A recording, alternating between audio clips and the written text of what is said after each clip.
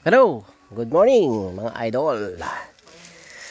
Ay, salamat at nakapag-video ulit tayo. May pinuntahan kami rito ng isang lugar sa Nueva Vizcaya. Pasyalan natin guys. Mga idol, pasyalan natin. Medyo mataas siya. Aakyat tayo ng bundok ngayon. Yun yung maliit na kubo na yun. Yun ang pupuntahan natin guys. Tingnan natin yung magandang view doon. Saka masarap daw matulog dyan kasi napakalamig. Puntahan natin ang turod ni Unil Garcia ng Kabuluan. Halika na guys, tara na. So guys, ito nga pala yung jump off namin. Yan yung magiging kasama namin doon. Kasi nga, siyempre may konting inuman. May dala na kaming mga manok. Tsaka speaker, bluetooth speaker. Halika na guys, tara na.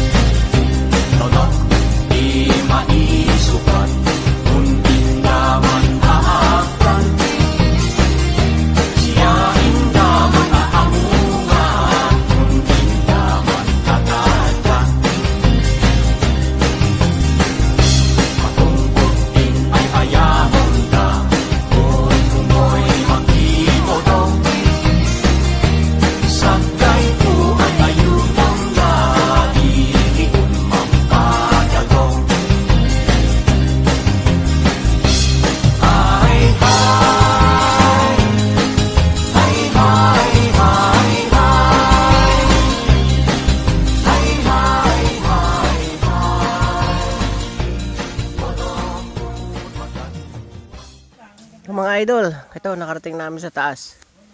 Medyo malayo-layo rin yung ilakad namin. Ito at dito na kami sa tuktok. Ay salamat, nakarating din na. Dito na sila, dito na. Ayun na sila oh. Nauna pa ako sa kanila. Bagal kasi nila maglakad. Yan, kasama natin sina Epoy Teleserye, Ulam Serye. Kasunod niya si Edgar Ribogyo. Yan yung mga kasama natin dito mga idol. Tsaka ito si Aiser Cagete yun ah. Ito medyo na late yung isa. Ito nga pala yung yan, lapit na kami sa kubo, sa turod ni Unils. Shout out kay Unil at kay Delma, kay Aljon at sa mga taga Kabulwan, Porok, Little Baguio, Villaverde.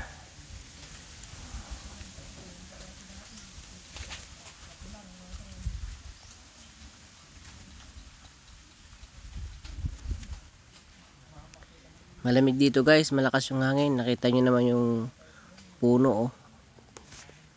Umiindayog sa hangin.